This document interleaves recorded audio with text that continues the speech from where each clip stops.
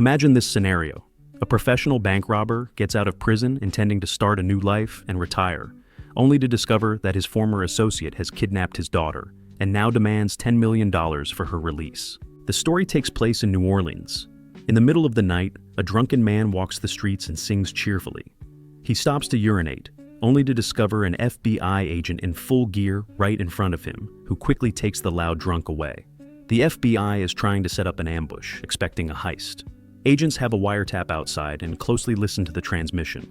Loud rock music catches their attention. It turns out it's played by the man in a black van. His name is Will Montgomery, and he is part of a crew planning a jewelry heist. His partner, Vincent, is visibly annoyed by the loud music played by Will. He complains about Will's abhorrent taste in music. Their accomplice, Riley Jeffers, laughs while the other two continue bickering about the music. Will receives a phone call from his daughter. From the short conversation, it becomes clear that he loves her very much. Their other accomplice, Hoyt, a computer security expert, calls the trio and informs them that the alarms and cameras are down. The black van approaches the jewelry store as FBI agents closely monitor it through a thermal camera. Will and Vincent get out, and Riley will be the getaway driver.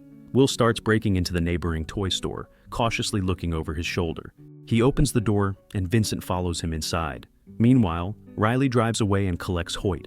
In the toy store, Will and Vincent set up a sophisticated device that destroys the wall adjacent to the jewelry store, after which they proceed inside. Observing this, FBI agents get ready to apprehend the crew inside the jewelry store in 3 minutes. A lead investigator, Tim Harland, is confused because this straightforward plan doesn't fit Will's profile. He was right. Will and Vincent use the destruction of the toy store wall as a distraction and move toward their real objective, the vault of the neighboring bank. They start drilling the vault. Will puts a corrosive substance inside the drilled hole, destroying the outer lock.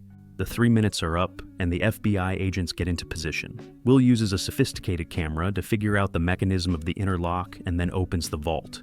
Meanwhile, the FBI agents go inside the jewelry store and surround the vault room. They go inside, only to discover, to their confusion, that Will and Vincent aren't there. Harlan quickly orders his subordinates to go back to the toy store. In the bank vault, Will starts collecting huge packs of money, while Vincent stares at the gold bars like a little child. This annoys Will. In the toy store, FBI agents find out that only the toy store wall was destroyed, leaving Will and Vincent a chance to go into an alley that leads to the bank. Will collected $10 million overall. Seeing Vincent's fascination with the gold, Will explains that the gold is too heavy for them to carry and rushes him to leave. Harlan and the agents get in their cars and go around the block as Will and Vincent go up the stairs. Riley and Hoyt get ready to collect the other two. They run through the large hall of the bank as FBI cars approach the building. FBI agents destroy the bank door and go inside. Will and Vincent went out the back door. An old man in an alley asks them what they're doing. Vincent hits him and intends to finish him because he saw their faces, but Will, being the moral guy, forbids him to do it. They start arguing. Riley and Hoyt in the black van patiently wait for the other two. Vincent is adamant, so Will grabs his gun and tries to pull him away. Vincent accidentally shoots himself in the leg. Nevertheless, Will carries him all the way to the van and goes back to take the money. In the most selfish manner, Hoyt takes the wheel and drives away, leaving Will on his own. A police car approaches. Will manages to knock down 2 policemen and takes their car. He drives away as police radio informs Harland and the agents that Will is inside the police cruiser. Harland spots him right ahead and signals the other cars in pursuit to block him. Seeing this, Will makes a sharp turn and avoids the trap. Harland chases him inside the parking lot. They drive right along with each other, staring at one another. Suddenly, Harland hits a random car and falls behind. Will almost hits a car as well, but hits the brakes barely in time. Harlan catches up with Will and starts ramming his car, trying to push him into a corner. Will accelerates backward and sets himself free. He sees the other FBI car approaching, rams Harlan, and cleverly avoids the FBI car by jumping down from the upper level. While exiting the parking lot, Will's car's tires get blown up by metal spikes, causing him to lose control of the vehicle. He reluctantly drives into an abandoned building occupied by homeless people as FBI cars surround the exit, leaving Will no way out. He sits in his car, quite disappointed that it ended this way. Trying to avoid responsibility, Will burns the money in the fire and slowly walks out of the building as FBI agents keep him at gunpoint. Shortly afterward, Harland arrests Will. He is very happy because he was chasing Will for quite some time. The celebration mood is quickly interrupted by the revelation that the money is gone. 8 years later, Will is released from prison after serving his time for the heist. He goes back to New Orleans and buys a teddy bear for his daughter near the bus station. Agent Fletcher greets him. He insists that Will takes a ride with them. In the car, Harlan sits right next to Will as they drive to Will's ex-wife's house. They reminisce about the good old days, like two best friends who haven't seen each other in a while. Harlan informs Will that Vincent passed away a few years ago. Putting the obvious pretense aside, Harlan and Fletcher warn Will that they will be closely monitoring him because they believe that 8 years ago, he hid the $10 million, not destroyed it. They arrive at the place. Harlan tells Will he will hear from them again. Will approaches the door. His daughter Allison suddenly opens the door, surprised to see Will. She gives him a package with his name on it that came in the mail, and they go out to have a talk. Will gives her the teddy bear. In his mind, she's still a little girl. Allison is quite confused by the childish gift her father gave her. He tries to apologize to her but gets really nervous, so he gets a piece of paper where he wrote down what he has to say and reads it out loud as Allison awkwardly stares at him. Will says that he put his criminal past behind him and wants a new start with his daughter. Allison, unimpressed by his rehearsed apology, leaves the restaurant. Will goes after her. She reluctantly reveals to her father that she sees a shrink as she has abandonment issues. Allison calls a taxi and angrily gives him back the teddy bear, saying she's not a child anymore. She sits in the taxi and leaves. Sometime later, Will goes to a bar to see Riley, who works there as a bartender. They happily reunite after 8 long years and reminisce about the old days.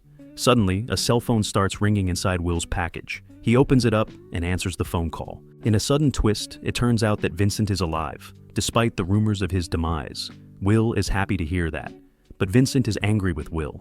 His life went very badly after the heist, and he blames it all on Will, who caused his leg injury during the heist that resulted in the leg being amputated later. He demands his share of the $10 million he believes Will still has in his possession. Will assures Vincent he burned the money, but he doesn't believe him, of course. He further reveals to Will that he is the one that picked up his daughter earlier in a taxi. Unless Will gives him the money soon, he won't see his daughter alive. Will runs to find his daughter. The FBI agents follow him through the festival. Meanwhile, Vincent stops the car in a strange garage. He angrily tells Allison the truth about what her father did to him and drugs her. Will calls Vincent. He tells Will he has 12 hours to get the money. Will doesn't have the money, so he intends to rob another bank instead. He lies to Vincent that he will retrieve the money from his lawyer in Tuscaloosa, Alabama. Vincent will be tracking Will through the phone and calling him 8 times. If he misses one single call, Allison loses her life. Will notices the agents following him and masks himself to avoid detection. Vincent uses a special spray to soundproof the trunk of his car. He then covers it with a carpet. He intends to put the drugged Allison in the trunk. Will runs fast to the train station and buys another cell phone. He gets on a train going to Tuscaloosa and leaves the first cell phone, which is being traced by Vincent on the train, making sure it will redirect the calls to his new cell phone. This way it will appear that Will actually went to Tuscaloosa to recover the money. Vincent drives the cab around the city. Allison wakes up in a trunk, decorated with childish stars, Vincent mockingly put in there. She tries to yell, but Vincent honks to muffle her screams. At the FBI headquarters, Harlan is annoyed that his subordinates lost track of Will, only to be surprised to see Will in his own office, demanding to speak to Harlan. They talk, and Will reveals to Harlan that Vincent kidnapped his daughter. He swears that he burned down the money 8 years ago and asks for his help. Harlan is convinced that Vincent passed away years ago, and this entertaining story is just a clever plot by Will to send FBI agents looking for his daughter while he retrieves the money for himself. Despite the fingerprints of Vincent's deceased body retrieved by the FBI, Will is convinced that Vincent somehow faked it and begs for Harlan's help. Still bitter about how much trouble Will gave him in the past, Harlan orders Fletcher to throw him out of the building. As they go downstairs in an elevator, Fletcher keeps mocking Will. He loses his temper and quickly knocks both agents unconscious, takes their security passes, and leaves them cuffed in an elevator as it goes to the top floor. Will uses a security pass to go back into the office. Nobody pays attention to him, so he unlocks one of the computers with a pass and uses it to get information about Vincent. He also finds the address of Hoyt. Meanwhile, Fletcher regains consciousness and calls one of the agents who runs to tell Harlan about it. Seeing this, Will quickly leaves the office and gets out of the building, just in time before they raise the alarm. As Vincent drives around the city, he is stopped by a huge crowd of people celebrating the festival. Allison disables a light bulb in the back of the car, hoping to get attention from police. An annoying Australian man sits in his cab and asks Vincent to drive him. He reluctantly agrees. Allison hears this and tries to yell for help, but the loud, obnoxious Australian doesn't stop speaking for a second and can't hear her screams. Allison manages to squeeze her hand all the way to the back seat and tears the leather cover, hoping to touch the passenger, but he sits close to Vincent and they talk about New Orleans history. Suddenly, Vincent stops and hits the man. He takes him out of the car and viciously beats him up. after which he leaves the scene. At the FBI headquarters, the agents access the last files opened by Will. They quickly deduce he is headed to Hoyt's address. Harlan sends an assault team to this address and orders them to arrest Will. Hoyt goes inside his building after going out for groceries. The loud barking of a neighbor's dog annoys him. He opens his apartment and is shocked to see Will aiming a gun at him. Bitter about Hoyt's betrayal during the heist, Will assaults him and demands to know where Vincent is. He admits he was working for Vincent and sent Will the phone, but claims he doesn't know anything else, so Will starts beating him up and threatens his life. Hoyt reluctantly admits that Vincent is driving around with Allison in the trunk somewhere in New Orleans. Distracted by the FBI cars arriving downstairs, Will is attacked by Hoyt and a brutal fight ensues. Harlan and the assault team get ready to breach the apartment. Hoyt gets a shotgun and starts shooting. FBI agents gun him down and go inside. Will quickly escapes through the window to the neighboring building as Harlan opens fire at him. Heavily armed agents frantically fire at Will, causing him to fall down into a pile of debris. He quickly gets up and continues running away through an alley. As he runs away, he is accidentally hit by a taxi. The driver curses Will for causing the accident. Suddenly, Will remembers that the car that kidnapped Allison belonged to the same company, Medallion Cab Company. He points a gun at the driver and tells him to drive. Meanwhile, Allison, after many failed attempts, manages to grab the cell phone left by the Australian man from earlier and attempts to call 911, but the phone falls down. Later, a police bike sounds the siren, signaling Vincent to pull over. He reluctantly stops the cab. The policeman tells Vincent that his backlight isn't working because earlier Allison disabled the light bulb, but he lets Vincent go with the warning. Allison desperately yells in the trunk. Hearing this, the cop orders Vincent to open the trunk. He pretends to go along, but suddenly turns around and shoots the policeman multiple times. Vincent got distracted, and Allison used the opportunity to open the trunk and escape. Seeing this, Vincent gets in a car and chases the girl. Unfortunately, she runs into a corner. She yells for help, but the crowd at the festival couldn't hear her. Vincent grabs her and drugs her. Out of the blue, he reveals to her that he faked his own demise by attaching his fingers to someone's body and then burning the body beyond recognition. He puts her back in the trunk. Meanwhile, in the cab Will stole earlier, the cab driver reveals that all cabs have GPS trackers on them. Will forces the driver to call his dispatcher and get information about the cab driver that fits Vincent's description. The dispatcher reluctantly gives him the location of Vincent's car and his number. Will lets the driver go and rushes to intercept Vincent. He aggressively drives the cab through the busy streets, almost hitting a few cars on his way. In Hoyt's apartment, Harlan and his crew find evidence supporting the story about the kidnapping. They also receive information about the man fitting Will's description hijacking a cab, so they start the pursuit. Will reaches his destination. The entire street is blocked by the festival, so he gets out of his cab, stands on the hood, and looks for Vincent's cab among many other cabs stuck in traffic. Will spots it and jumps from one car to another in order to get to the cab. He reaches it barely in time and takes the driver out. It turns out Vincent paid another driver to use his GPS tracker that day, expecting something like this could happen. FBI agents spot Will. They get closer and order him to surrender. They read him his rights and arrest him. Later in a car, Will tries to free himself out of handcuffs. Suddenly, his phone rings. Knowing what would happen if he missed a call, Will urgently begs the agents to let him answer, but they refuse him harshly. A second later, Will gets himself out of handcuffs and attacks the agents, causing a horrific car crash of both the car Will was kept in and the FBI car that followed them. Will picks up the phone barely in time. Vincent gets suspicious that it took him that long and that Will sounds out of breath. Vincent admits that he knows about what happened to Hoyt and now believes Will that he really doesn't have the money. Will says he will rob another bank and give Vincent the cash. Later, Will uses a street festival to hide from the FBI agents that attempt to locate him after the crash. He calls Riley and asks her to meet him at the usual place in 15 minutes. They meet at a ferry station where Will tells her everything that happened and asks her to help him steal the gold they saw in the bank 8 years ago. There was at least $100 million worth of gold there. She reluctantly agrees. Meanwhile, the FBI pays a visit to Medallion Cab Company and talks to the dispatcher about the earlier hijacking. He reveals to them that Will was looking for information about the creepy-looking cab driver, Jimmy Morgan. Despite the change in his appearance, Harlan identifies him as Vincent Kinsey. To his surprise, Will was telling the truth all along.